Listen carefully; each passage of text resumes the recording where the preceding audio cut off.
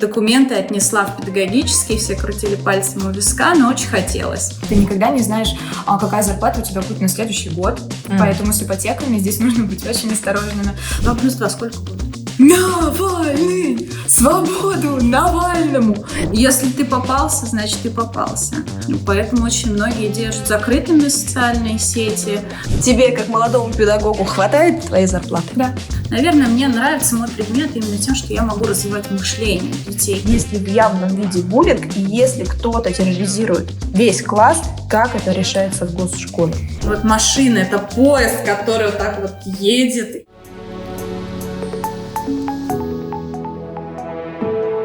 Друзья, привет! На дворе жаркое лето, разгар школьных каникул, а у меня необычный выпуск со школьными учителями. А все потому, что моя старшая дочка в этом году идет в 1 класс, и для меня это оказалось просто каким-то космосом. Я настолько оказалось ничего не знаю про современную систему образования, про то, как это устроено сейчас, что мне очень захотелось с ними поговорить, выяснить. Обязательно комментируйте, если вам тоже актуально в этом году поход первоклашки в школу. Если же вы учитель, то тем более комментируйте, расскажите, как обстоят дела в вашей школе, как вам работается и нравится ли вам то, как это сейчас устроено. Мой голос будет снова за кадром, поэтому его вы только услышите, меня в кадре не будет. Смотрите, комментируйте, обязательно подписывайтесь.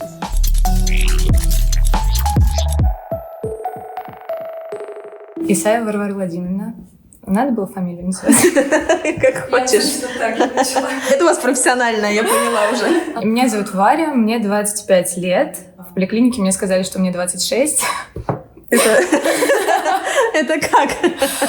Я не знаю, у них какая-то там своя система. Я работаю учителем начальных классов. Я проработала в школе 4 года, параллельно училась. Получается, 2 года я работала как раз-таки тьютором. Вот сейчас у меня 2 класс. Я в совокупности проучилась 9 лет, столько же, сколько в школе. Я закончила педагогический колледж. После этого я закончила бакалавриат. На бакалавриате начала работать и параллельно заканчивала магистратуру. Почему ты пошла в пед? Мама говорит, что я исполняю ее мечту. Наверное, 9 класс это был такой период проб и ошибок, и как-то просто спонтанно возникла идея пойти в колледж. Просто попробовать. И я пошла, сдала экзамен. Я не думала, что я поступлю туда, потому что там был внутренний вступительный экзамен. И тем не менее, 28 августа я узнала, что я поступила, и уже документы в школу переподавать поздно. Я осталась и благополучно училась с удовольствием, с огромнейшим. 4 года в колледже. Привет! Зовут меня Алена Андреевна. Я преподаю робототехнику в московской школе. Это официальный предмет у нас. Лен, расскажи коротко, как ты стала учителем? С детства вообще это была моя мечта. Изначально очень любила всем указывать, что и кому делать. Дальше в 9 классе мне очень нравилась информатика. Собиралась даже поступать на программиста. Сходила на курсы, отучилась, поступила с отличными оценками. И в итоге плюнула, и в августе месяце документы отнесла в педагогический. Все крутили пальцем у виска, но очень хотелось. То есть у тебя было желание такое, предпосылки какие-то? У тебя не было изначально там ненависти к детям?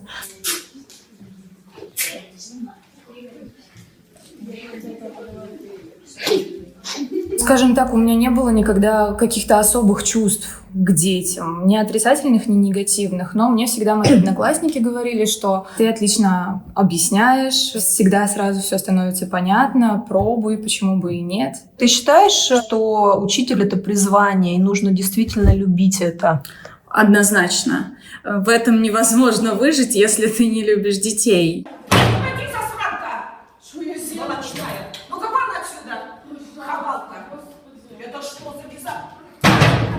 Есть мнение, что в пед сейчас идут те, кто не поступил там куда-то в более сложные, престижные вузы. И из-за этого я просто, как мама будущей первоклассницы, об этом часто думаю. Вообще, что за люди сейчас преподают, вот на твой взгляд? Я представитель последнего выпуска бюджетников. Сейчас педагогические колледжи очень сильно сократили, объединили, и на бюджет есть 30 мест. И это будут отобранные люди, отобранные дети с лучшими аттестатами, с лучшими результатами ОГЭ. Остальные люди будут, дети, которые учатся, они будут платить те же деньги, что они платили бы в институте. И всегда, когда меня спрашивают: Варя, а мне отправить ребенка в педагогический колледж? Я говорю: подумайте, возможно, ребенку лучше 2 года проучиться и пойти в институт, потому что так вы будете платить 4 года и еще 4 года, скорее всего. Так вы будете платить только 4 года. Но нет, люди выбирают, соответственно, когда встает вопрос об оплате, получается, что и дети идут туда более осознанно. Мне, в принципе, молодое поколение педагогов, тех, кто реально идут в школы. Знаешь, на самом деле, мне кажется, и в мое время те, кто не хотели педагогикой заниматься, они не пошли в школу, они сейчас не работают учителями, они работают кем угодно, но только не ими. Те, кто хотели, те, кто пришли туда по призванию, они и придут. Но это, опять же, очень небольшой процент. А молодое поколение, я тебе скажу, очень даже классно. Они умеют работать, они умеют обращаться с детьми, они знают, как их устроен мир сейчас, современный. То есть они к ним, естественно, ближе и интереснее. Развей или подтверди миф о том, что ребенок должен уметь обязательно читать, писать, придя в 1 класс, и что если он этого не умеет, ему будет крайне сложно. Ко мне пришли дети, которые все в той или иной степени имели какие-то базовые навыки. И это оказалось очень сподручно, потому что программа очень объемная и очень быстротечная. Поэтому, конечно, ребятам, которые умели уже читать, было легче. Хотя в тот же момент им было и труднее, потому что это вдохновение 1 классом, они так хотели узнать много всего нового, а тут они начинают изучать буквы. Я могу поделиться мнением более опытного педагога.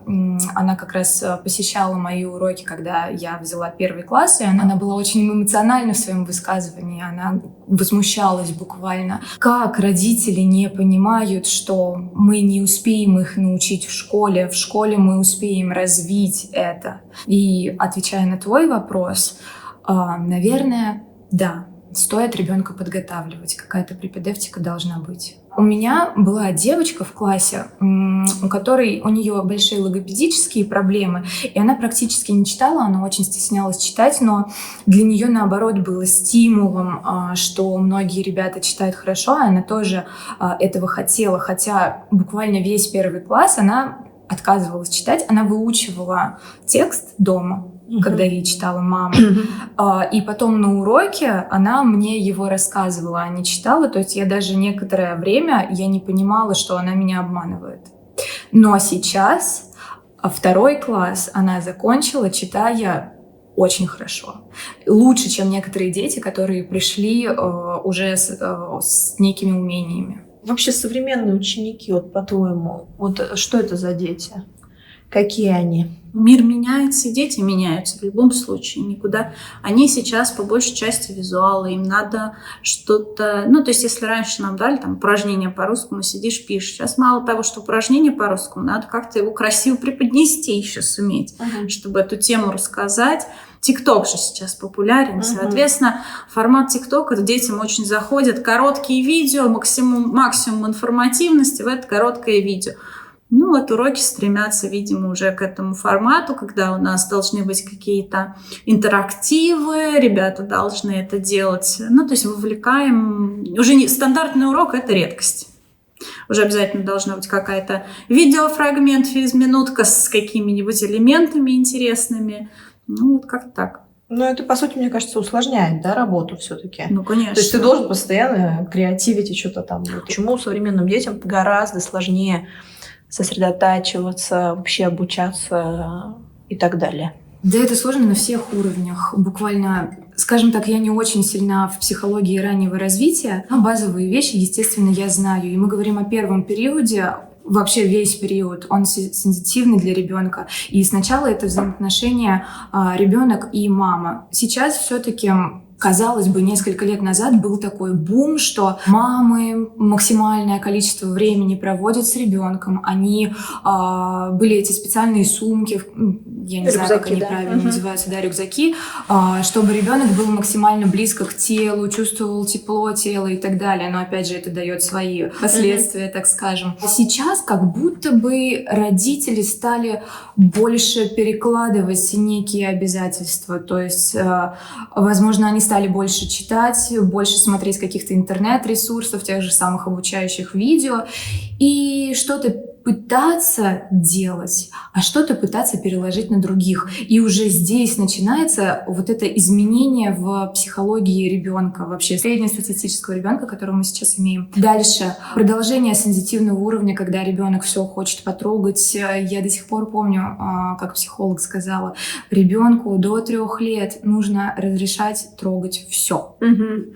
И давать ему трогать максимально разные текстуры. Сейчас мы говорим о том, что дети с самого раннего возраста и полимерные глины, и эти песочки волшебные, и лего. Но почему-то даже у детей, которые суперски собирают лего, лепят невероятные вещи, у них не стоит рука, они не могут держать ручку. Ты сказала, вот перекладывают ответственность на кого? На учителей, как правило? Или на просто вот эти все развивашки бесконечные? Или на что? Я говорила о более раннем периоде, вот где-то как раз-таки до 3 лет, а может быть и после 3.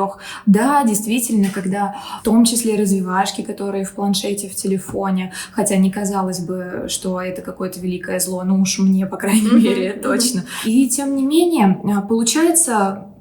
ребенок меняется просто потому, что меняется то, что его окружает. И сейчас, я не знаю, у нас вокруг вообще другие текстуры совершенно. У нас очень много пластика, например. У нас меньше дерева, меньше какой-то растительности, кстати, становится в домах, потому что мы стремимся к какому-то аскетизму, да.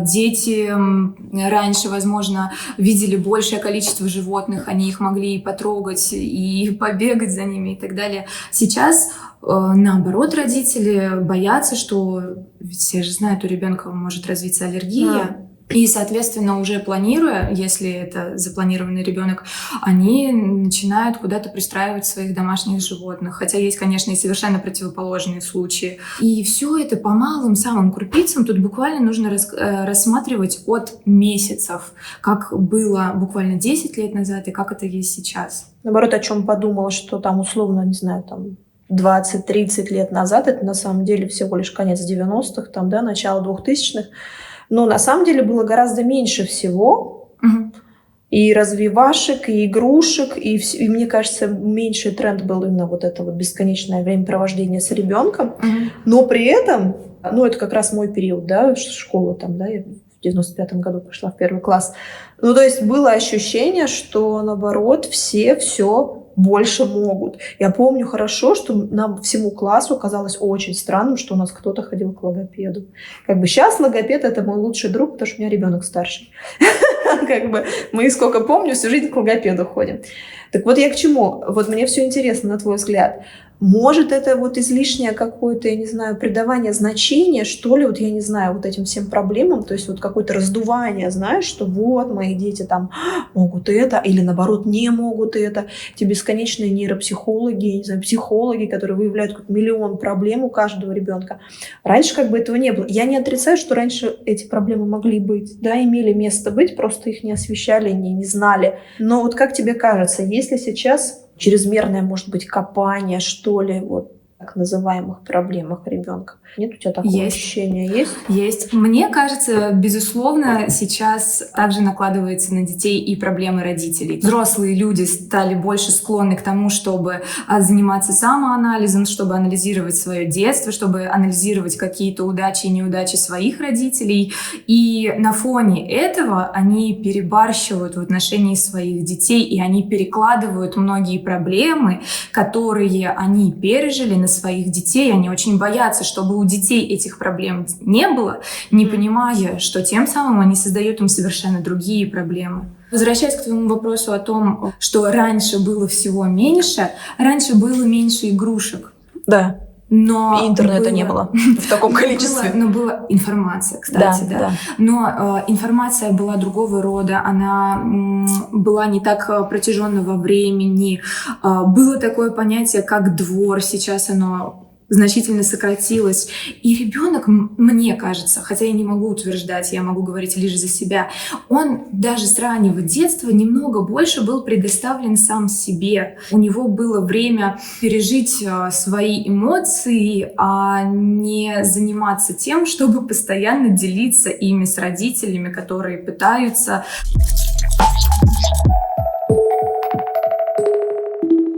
А в повседневной учебе вот эти вот права ребенка, оно сейчас как-то поменялось? Нет вот этого качания прав, вы мне должны, я вам не обязан, и вот это все. Вообще, как это устроено внутри? И насколько учитель имеет вот эту силу, что ли, авторитета своего? Тут на самом деле сложный момент, и очень часто зависит от учителя. Например, если учитель будет уже с опытом и там, с репутацией, то к нему, например, да, уже идут родители, больше прислушиваются, и он имеет право там, стукнуть по столу. Другое дело, если учитель молодой, очень часто бывают жалобы, что вы не так учите. Хотя у нас был случай, когда уже пенсионного возраста педагог просто шикарный, я ее обожаю. Она говорит, мне родители сказали, а зачем вы там минутку там, чистописания вводите? Зачем нашим детям это надо? Всегда бывают исключения, у нас сейчас люди разные, инклюзия в том числе включается родителей, и тут зависит от отношения. Если родители уважают учителя, то и дети будут уважать учителя, и это будет совершенно другой процесс, совершенно другое общение на уроке. То он может да, как-то и поставить себя. А если есть учитель делает не так, он учит не так, и поставьте ему там тьютера, наставника, чтобы кто-то смотрел, следил за поведением, вот учитель не может выполнять свою работу. А тьютера кому? Учителю? Да. Такая практика такая есть сейчас? Ну, то есть кто-то присматривает за тем, как ведет себя учитель? Нет, почему? Как ведут себя дети. То есть помогает учителю там. А тьютер он кто? Он психолог или что это за человек? С чего он имеет компетенцию прийти и вот смотреть? Ну, обычно это или там студенты, или наоборот уже пенсионеры. Ну, то есть тот, кто имеет какое-то отношение к школе, но не ведет уроки. Мне всегда безумно приятно отзывы слышать родителей о том, что действительно дети там о чем-то задумались. Я, наверное, просто, я позитивна, я стараюсь притягивать таких же людей. Как мы относимся к миру, так же он будет относиться к тебе. Был один случай, я не знаю, насколько уместен этот рассказ, но, возможно, если когда-нибудь кто-то из знакомых посмотрит это, он догадается. Так получилось, что с одной из родительниц, у моей мамы родной, у нее были общие знакомые. И с этой общей знакомой, с ребенком этой общей знакомой ходил ребенок этой мамы куда-то на дошколку, на подготовишки или что-то еще. И после 1 сентября, там первая неделя, они вот снова собирались, рассказывали, вот у нас учитель такой, а у нас учитель такой, у нас учитель требует то, требует это. И мама из моего класса сказала: а у нас учитель еще совсем ребенок. Чему она может научить наших детей? А я потом при личной встрече сказала ей: вы знаете, я слышала, что ваш ребенок в разговоре с детьми сказал вот так вот: наша учительница разве сама еще не ребенок? Она разве может нас чему-то научить? Конечно, мама пошла на попятную, говорит: нет, мы дома, нет, никогда, мы бы не позволили себе такого говорить.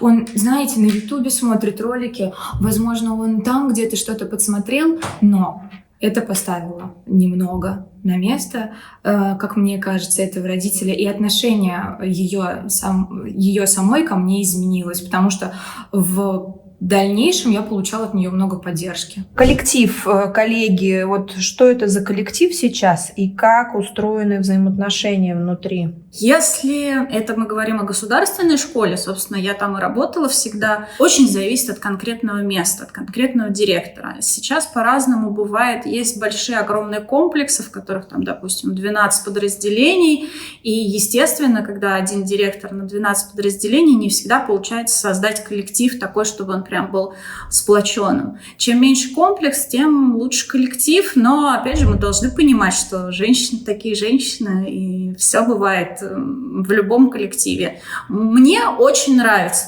тот, который собрался конкретно там в нашем здании. Я безумно люблю своих коллег. Это лучшие люди в педагогике.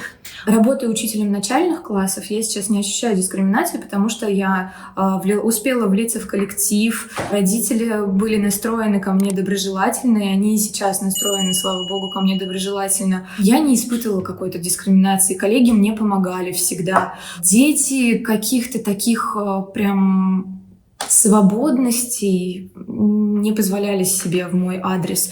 Но когда я только пришла, естественно, я была девочкой на побегушках, и допускались и шутки какие-то, дополнительная делегация дел, которые я должна была выполнить. Но все равно я старалась по мере своих возможностей всем помогать, отвечать, выполнять то, о чем меня просили. Про деньги. Мне печально. Очень печально, потому что зарплаты просто вот, я не знаю, как можно выжить на зарплату учителя в регионе. То есть, если я уйду из московской школы, то, наверное, Казань еще возможно, да, там Иннополис. То есть Сочи, там, города, да, в Сочи есть Сириус-центр, но как бы все, а дальше... Тебе, как молодому педагогу, хватает твоей зарплаты? Да. Коротко и ясно. Скажи, вот Лена нам озвучивала вилку по Москве. Какая вилка по Москве зарплат в среднем? Что такое вилка? Это от и до. Я могу спросить, я не думаю, что ты вряд ли ответишь, какая у тебя зарплата. Но мне было интересно, из чего она формируется, эта зарплата. Там есть оклад, Оклад, это количество часов, да, дальше классное руководство, дополнительные нагрузки, кружки, внеурочки, какие-то премии, которые уже предположено, что директор их будет платить, то есть он платит не по своей инициативе, а государство выделяет деньги на эту премию. На все премии вообще, конечно, государство выделяет деньги, а где-то, где директор вот считает, что такую-то сумму он может позволить себе отдать на премию учителям. Из этого складывается зарплата, поэтому она очень непостоянна, ты никогда не знаешь, какая зарплата у тебя будет на следующий год. Поэтому с ипотеками здесь нужно быть очень осторожными. Смотри, какая ситуация была. Когда я работала тьютором, у меня были уроки какие-то, я вела в классах, но это была неполноценная нагрузка, вот минимальные 18 часов, которые должны быть у учителя. И я получала тогда определенную сумму. Она уже на тот момент была достаточной для меня, чтобы оплачивать коммунальные платежи, да, молодость она такая. И чтобы как-то содержать себя, помогать родителям, то есть совершенно нормально существовать, не снимая при этом жилье, не оплачивая никакие кредиты. И тогда я общалась с учителем 3 класса, она меня спросила о моей зарплате, я ей назвала сумму, она сказала мне, что у нее сумма такая же. Но это вот не меньше чего или от скольки это? Потому что мы тут обсуждали, что в регионах какие-то очень маленькие зарплаты. Смотри, я все надеюсь, что нам напишут. Получают 60 тысяч при максимальной нагрузке. В Подмосковье, в каком-то селе, Балашиха у нас считается Подмосковьем же тоже, по-моему. Да, Подмосковье. Да. В селе, которое считается Москвой, девочка у меня получает примерно такую же сумму. То есть также Лена тоже говорила, от 60 тысяч и выше пошло, правильно? Да, но даже у нас в школе, смотри, у нас минималка-то, по-моему, 70 сейчас в Москве, что нельзя, есть какой-то документ, который регламентирует зарплату педагогического сотрудника и не может быть ниже какого-то уровня. Там хоть кровью обливайся, тебе добавить сколько угодно часов, какую угодно доп. Работу, ты будешь ее выполнять и получать вот эти вот, там, грубо говоря, по-моему, там от 6 до 70 тысяч вот это вот прям обязаловка, которую в московской школе сейчас должны платить. А знаешь, ради чего? Ради того, что сейчас же стандартизированные странички школы, и на любой страничке школы потом займешься этим. Есть вкладка еще одна средняя зарплата педагога. Ты сказала, вот чтобы там показатель не был низким. Но он соответствует реальности, я вот что пытаюсь понять. То есть как в жизни есть, так и на этой страничке есть, правильно? Да. Это не показуха какая-то. По Москве. В Москве от 60, а в регионах получается... Я думаю, нам напишут в комментариях, я надеюсь. Вот, если ты говоришь, это очень маленькая зарплата, это вот сколько? От 20? Да, где-то. И почему от? Это 20, это потолок еще. 20 это еще нормально, да, то есть бывает там и 18, где-то там. При этом, это та же самая работа, она ничем не... Дети нигде не отличаются.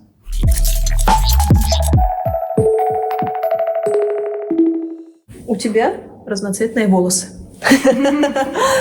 Вот эта история с инстаграмами, с выставлением своей личной жизни, купальников, что для меня абсолютно нормально, потому что я не считаю, что в этом есть что-то зазорное. Учитель тоже человек, да, он отдыхает, он купается, у него руки, ноги, грудь и попа. Твой внешний вид вот сейчас, например, и вообще ты гораздо, опять же, младше, что в данном случае в плюс. Ты, мне кажется, должна быть более свободна и современна. Как ты к этому относишься, к тому, что нельзя вести полноценно социальные сети? Кто сказал, что нельзя? Ну, судя по всему, нельзя. Просто это чревато, да? Да, полноценно это в Я смысле, когда тебе считаю- ничего за это не будет. Я считаю, это ущемление человеческих прав. Вот. Но для меня этот вопрос не очень актуален, просто потому что я не веду социальные сети. Изначально мне хотелось больше жить, чем показывать, что я живу. Как бы пафосно звучит эта фраза, но вот действительно я нахожу в ней отражение для себя, поэтому у меня сейчас проблема. У меня скорее есть проблема в том, что здесь инстаграм-магазина, у меня нет инстаграма, здесь... У тебя вообще нет инстаграма? Нет. Сейчас вообще пауза, просто занавес вообще. Как ты живешь без инстаграма? С чем это связано? Вот, Ты себя ограждаешь осознанно от... Да, я себя оградила. До появления Инстаграма, скажем, это был период моего такого переходного возраста взросления, когда мне было лет 17-18, люди пользовались ВКонтакте, Facebook. Очень много стали выкладывать как раз-таки постов про то, где я побывал, что я сделал, куда я сходил, где я посидел, где я попил чай. И в какой-то момент меня стало это удурчать, как будто бы я понимаю, что я сейчас нахожусь в моменте с близкими людьми, и нам здорово и классно, но почему-то мои мысли заняты тем, что другие должны узнать о том, как мне здорово и классно, а на самом деле другим не нужно об То есть этом ты себя знать. почувствовал заложником как бы сети, получается? Да. Этих да. тенденций, что называется? Да. Ну и реакции, потому что 10 человек из твоего Инстаграма, из твоих подписок, они действительно рады увидеть информацию о тебе, кто-то просто пролистывает, а у кого-то откладываются какие-то мысли, и они могут быть не относительно от тебя негативными, они могут быть относительно себя негативными. Как-то мне настолько не хотелось в эту кабалу, что я просто, когда вот наступила, я сначала перестала обновлять страничку ВКонтакте, просто где-то раз в год делаю пост какой-нибудь поздравительный или что-нибудь пишу, чтобы люди, которые вспомнили обо мне там спустя 2 года, понимали, что я еще жива, что со мной все в порядке. А Инстаграм я просто не стала заводить. Слушай, но с другой стороны, ты учитель начальных классов. Это же дети, вот они же очень такие современные, все любящие вот эти сети. Не возникает какого-то там диссонанса, типа там тебе говорят что-нибудь, а вы видели в Инстаграме там, а ты такая, а у меня нет Инстаграма. Они не говорят про Инстаграм. Например, ТикТок у меня есть. Я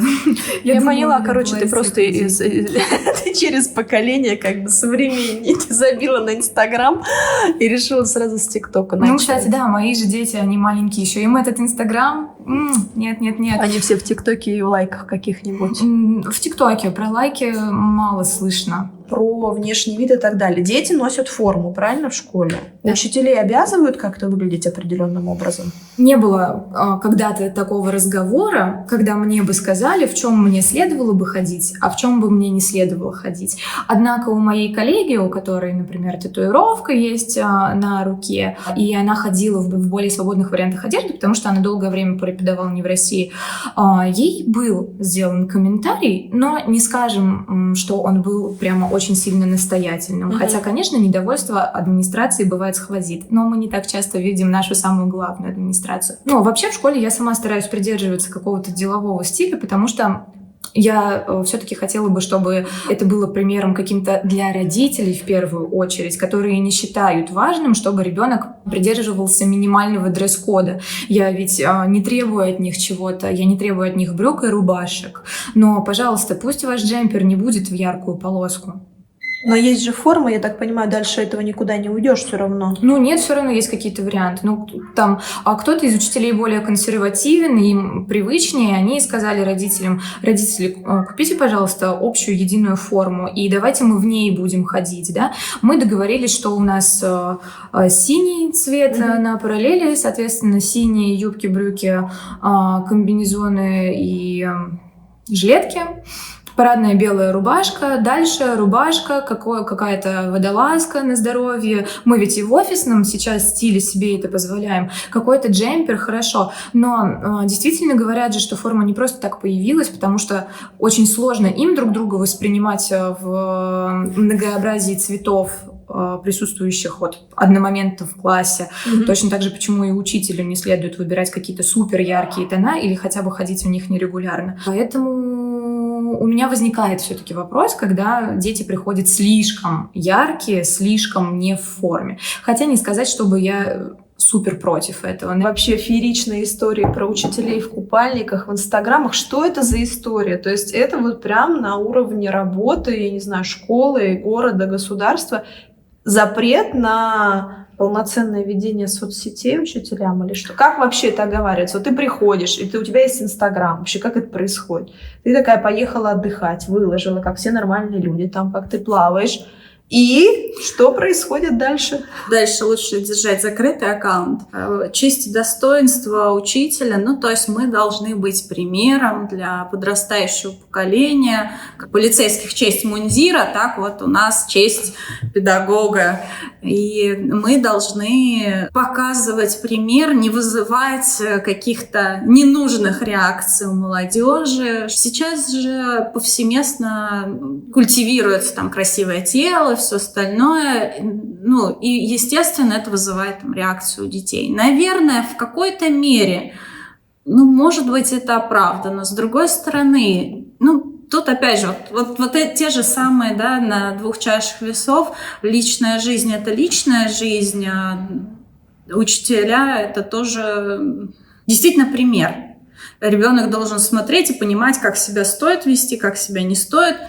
С другой стороны, мы посмотрим на родителей, как себя ведут родители, наверное, это важнее. Да и дети, скажем, прямо ведут себя тоже, знаешь, и без учителей по-разному.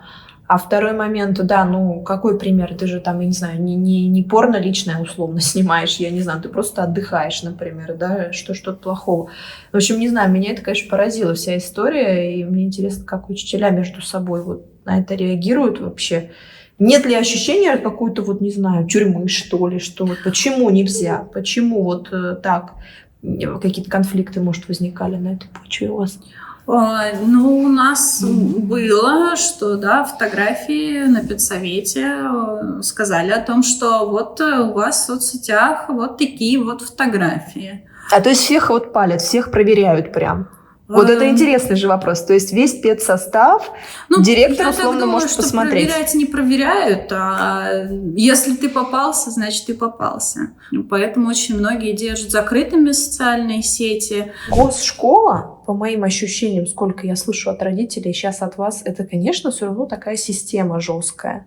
Собственно, как любое, наверное, государственное учреждение, да, наверное, в которой есть какие-то правила, да, жизни. А в частной, наверное, опять же, по моим ощущениям, в чем принципиальная разница частной от государственной школы? Принципиальная разница в том, на самом деле разницы как будто бы и нет, потому что в государственной школе нас ограничивает департамент, и так или иначе администрация вынуждена, чтобы избежать вот этих жалоб в департамент, проверок, снятий должностей и так далее, быть предельно внимательными к родителям. Понимаешь, что я имею в виду под словом «внимательными».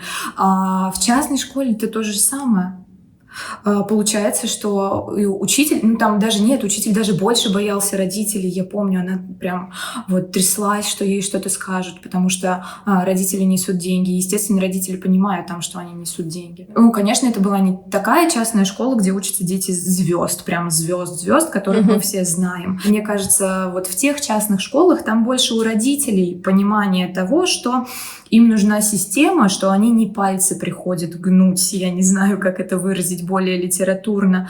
Такие средние школы частные, да, как будто бы там родители скорее отдают ребенка в частную школу с тем, чтобы иметь возможность влиять на учителя, на образовательный процесс в той или иной мере. Но это мы сейчас говорим о родителях, а если подумать о детях, то ребенку где?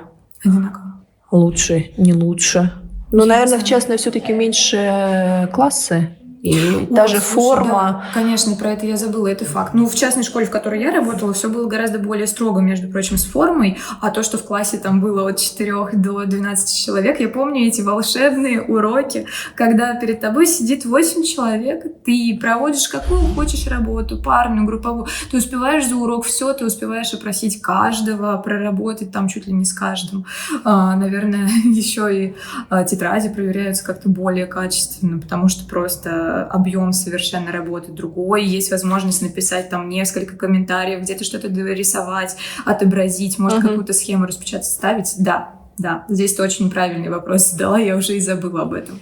На твой взгляд, ЕГЭ вообще имеет смысл? Есть как плюсы, так и минусы. То есть плюсы, наверное, что действительно дети могут поступить в вуз. То есть есть четко определенные баллы. Если ты на них знаешь, ты, значит, проходишь, ты поступаешь. Если ты не сдал, значит, ты не прошел, ты не поступил. Но с другой стороны, это у нас в Москве, там при ЕГЭ на тебя направлена камера онлайн, и даже если кто-то что-то попытается сделать, и организатор в аудитории попытается как-то не заметить, то тебе звонят из онлайн-штаба и говорят: а почему у вас в этой аудитории такое-то произошло? И на самом деле учителя это вплоть до там, выговора с занесением в трудовую, если какой-то косяк на ЕГЭ. Ты заложник тоже как бы этой истории. Да, полнейший. И поэтому тут и хорошо, и плохо. Наверное, как и во всем мире, нету четкой границы, черное это или белое. Поэтому и существует спор на эту тему. Взаимоотношения детей, вот этот знаменитый буллинг, я не знаю, в младших классах я понимаю, что, наверное, это маловероятно.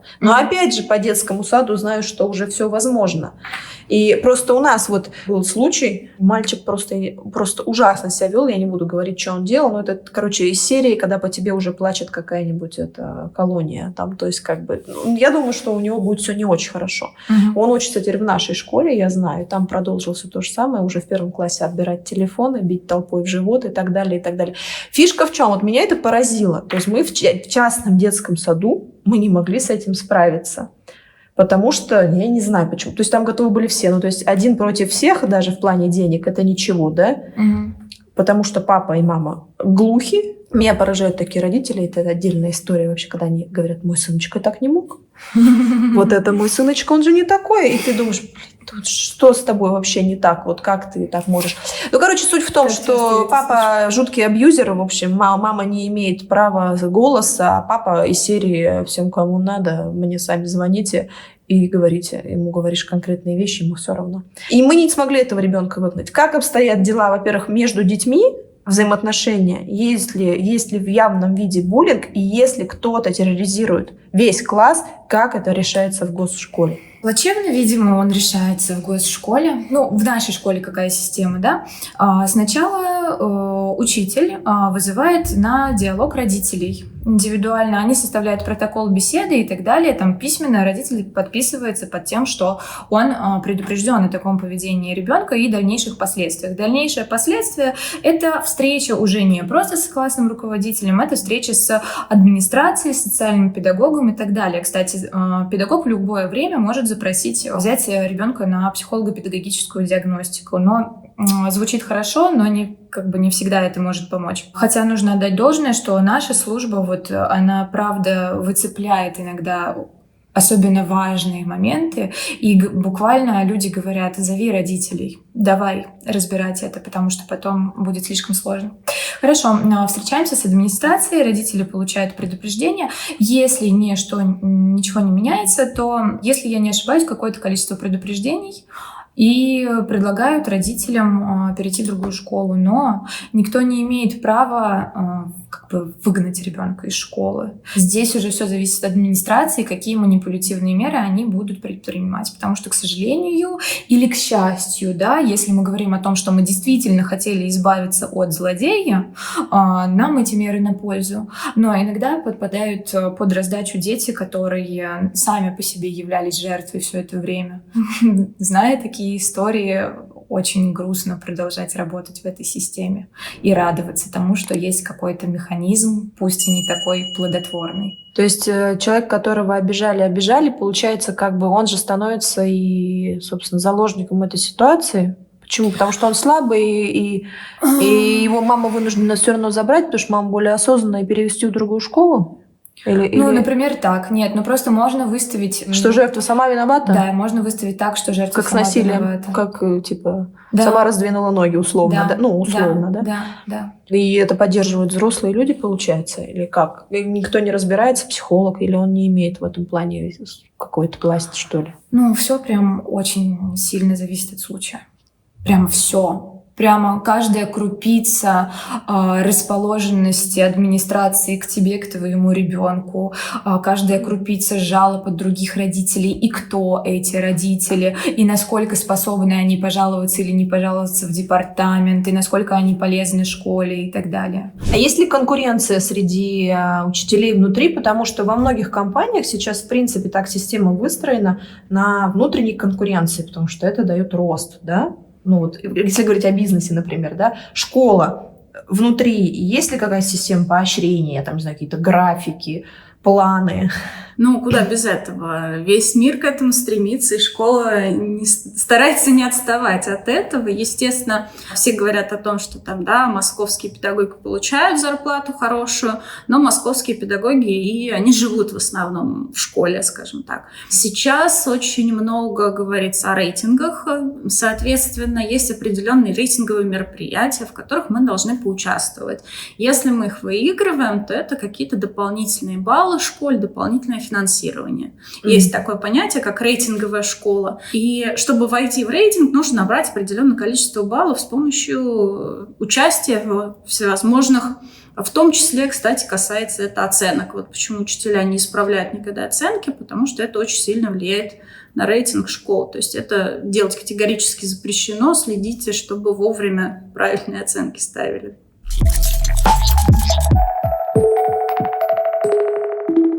Моделируем ситуацию. Дети, конечно, маленькие, от этого у них язык без костей часто, и часто транслируют то, что в семье, например, да, семья с оппозиционными взглядами, не поддерживающая текущую власть, например. Приходит ребенок и начинает, допустим, в классе во всеуслышание обсуждать, да, митинги вчерашние, а вот папа сказал, там, и пошло-поехало. Как вообще реагирует школа, как это сейчас все дело происходит? Давай я расскажу тогда историю. Давай. Как раз это сентябрь, где-то октябрь, наверное. То есть, мне кажется, летом все наблюдали. Очень большое количество людей наблюдало за событиями, и невозможно было не увидеть это, потому что это на вкладках в тренде. Просто у меня ребенок ни с того ни с сего посреди урока, он сидит и говорит: «Навальный! Свободу Навальному!» Я на него посмотрела, я говорю: так, очень здорово. Я говорю: у тебя есть явная гражданская позиция. Я говорю: а ты знаешь, кто такой Навальный? Как его зовут? Но ему надо свободу. Я говорю: в целом, да, я с тобой согласна, ему надо свободу. А один ребенок, он поворачивает, говорит: как, а вы не за Путина? Он мне говорит: я говорю: я не за Навального, я не за Путина, я за свое государство, за то, чтобы нам всем было в нем хорошо. А мои родители за Путина. Нам вот очень хорошо, они говорят, при Путине живется. И я, значит, за Путина. Я говорю: хорошо, это твое право. Когда ты станешь взрослее, ты сможешь еще более взвешенное решение принять, и у тебя будет на это время. В общем, ты как бы даешь понять, что есть право выбора, есть разные взгляды. Есть какая-то информация со школьниками постарше, допустим, если они на митинги ходят. Смотри, они ходят, истории. Мы знаем, да. Есть истории. Не из нашей школы, кстати. Я первое, о чем узнала, что когда были эти митинги, естественно, было понятно, что учителю там засветиться — это сразу смерть, потому что... Это, кстати, подожди, интересно. Учитель не имеет права в открытую иметь другую позицию. Правильно? Нет, он имеет право иметь... Смотри, ты всегда думаешь о том, что аукнется спустя время. Прямо сейчас ничего с тобой может не произойти, но, пожалуйста, вот он, штаб Навального закрыт, вот оно, политическое преследование, буквально уголовная ответственность, просто за то, что ты где-то когда-то был. А для учителя любая привлеченность, даже не состоявшаяся, она имеет последствия в том плане, что на этом основании тебя могут уволить из школы, и тебя могут не взять в школу дальше. Я училась 9 лет. Я училась 9 лет.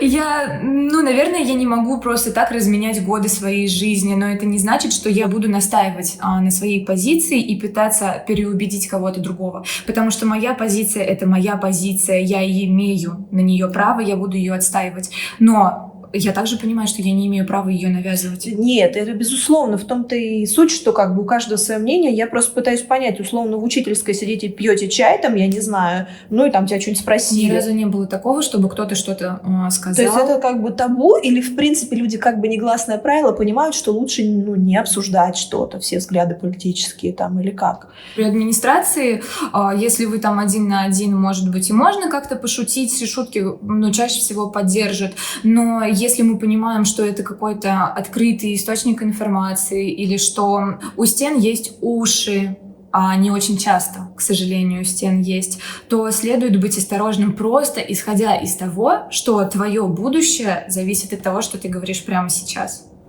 Потому что у тебя немножечко другая позиция.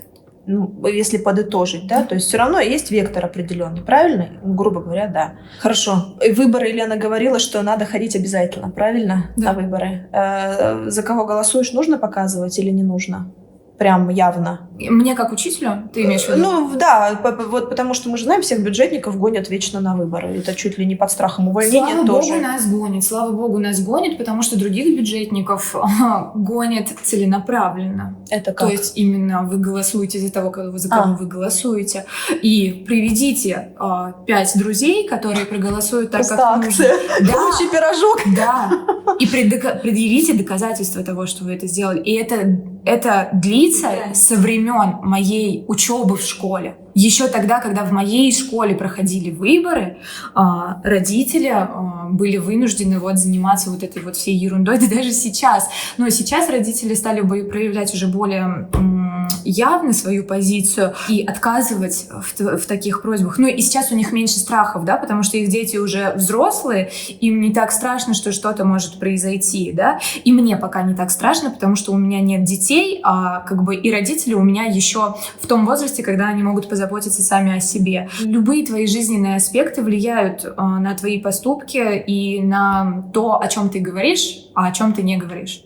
Насколько современным детям в школе навязывается или не навязывается, преподается в каком ключе религия, патриотизм, потому что я, насколько наслышана, даже по саду, я вижу, что это есть определенное насаждение, такая любовь к родине, такая излишняя. Хотя мне кажется, что это достаточно такие узкие вещи, которые, как правило, из семьи личные, должны идти. Да, личные очень. Но на самом деле, по нашей школе скажу, что мне нравится позиция руководства, что и мы не высказываем, и они нас не сильно, только так и никак иначе. То есть я знаю, что в некоторых пришлите вашу бюллетень с галочкой за определенную. У нас просто сходите. Надо сходить, а там ваша позиция — это ваша позиция. Я вообще считаю, что гражданскую позицию надо выражать свою. Ее не надо насаждать, да, но выразить это нормально. Вот, точняк. Основы, я прикинь, сидишь здесь и не помнишь этого.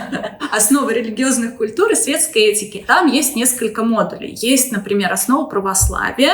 И, по-моему, мусульманская есть что-то, но у нас, по-моему, не выбирал никто ее, да. В принципе, они могут выбрать, но у нас и есть модуль светская этика, который вела я. Там, например, о том, что такое добро и зло, что такое справедливость, что такое друг, что такое дружба. У меня это моя самая большая гордость. Девочка после уроков как-то в конце года пришла и говорит: Лена Андреевна, спасибо вам огромное. Я как на сеансы к психологу к вам ходила.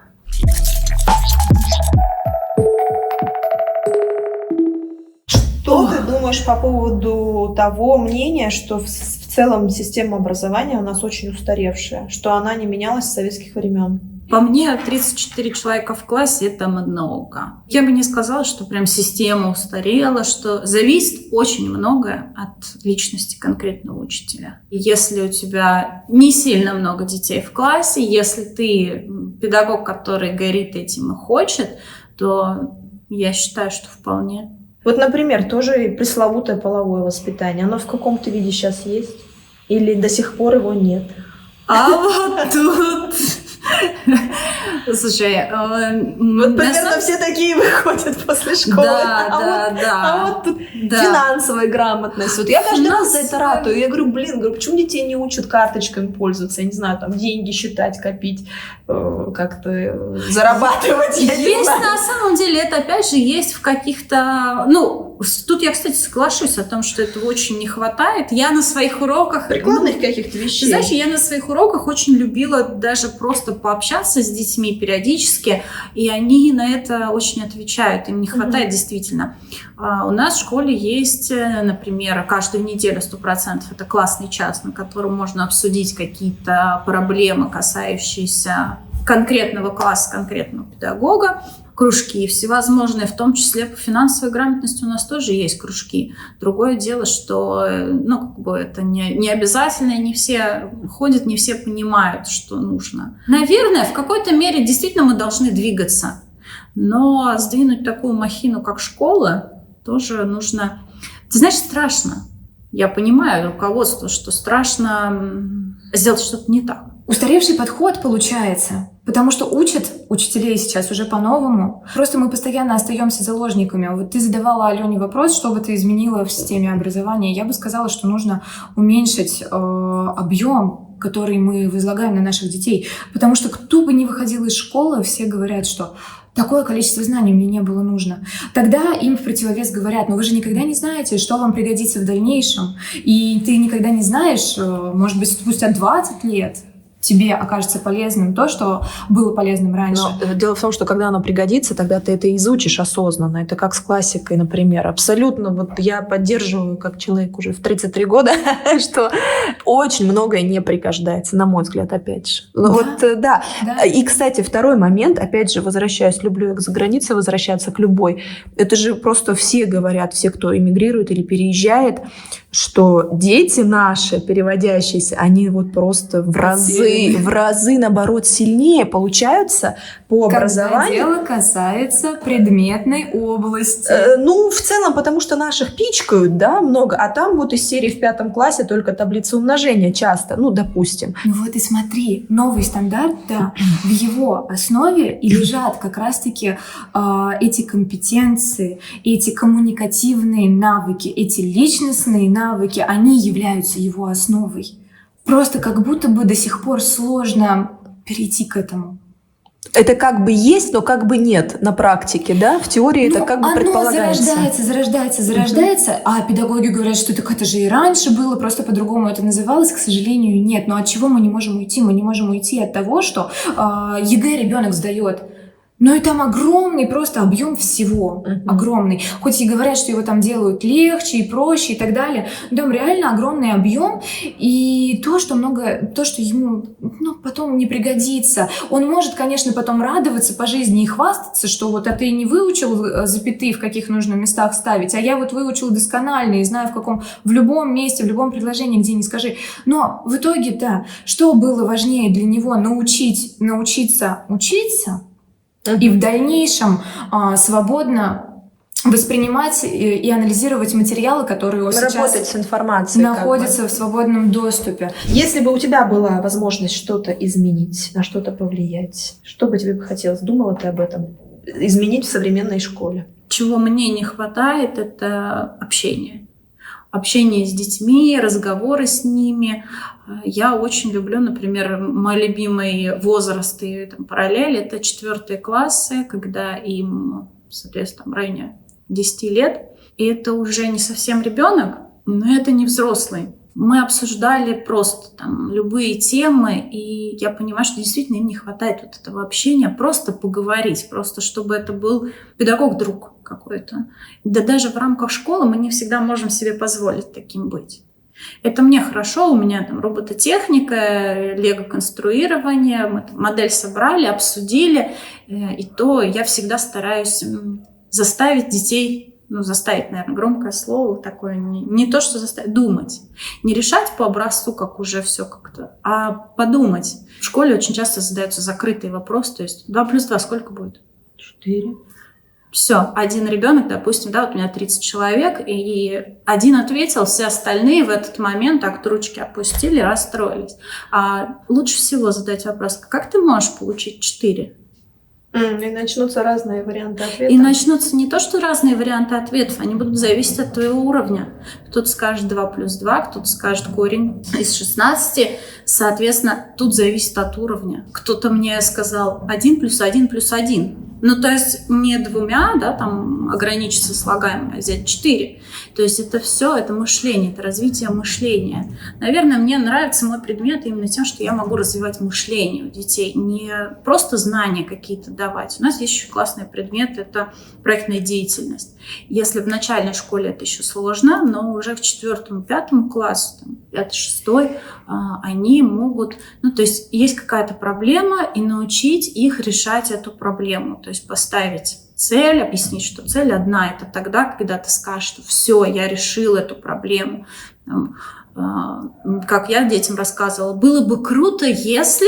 И вот тут, наверное, у каждого из нас была мысль, было бы круто, если... Вот она.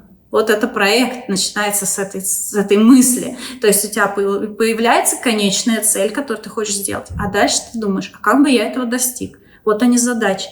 Объяснить это детям. Вот те же, например, сейчас смотрю карты желаний, очень многие там составляют. Но ведь это проекты. Это проекты, это люди себя проектируют на там, определенные... Они все выстроены на психологии, собственно, построения проектов. Угу. Поэтому вот этого, наверное, в школе не хватает. Мне бы хотелось больше предметов, где общаются, где заставляют ребят о чем-то поразмышлять. Школа – это не только руководство, это еще и огромное количество учителей. Учителя есть когда молодежь, а есть и уже в возрасте, да, в пенсионном кто-то. Вот ты попробуй заставь их, вот у них есть определенные установки, они вот машина, это поезд, который вот так вот едет, очень сложно перевести куда-то. Поэтому школа меняется, но постепенно. Нельзя все сразу так вот раз, и волшебная палочка, и тут я такая раз, и красотка, да, там в короне вдруг стала. Нет, так не бывает, это не волшебство и не сказка.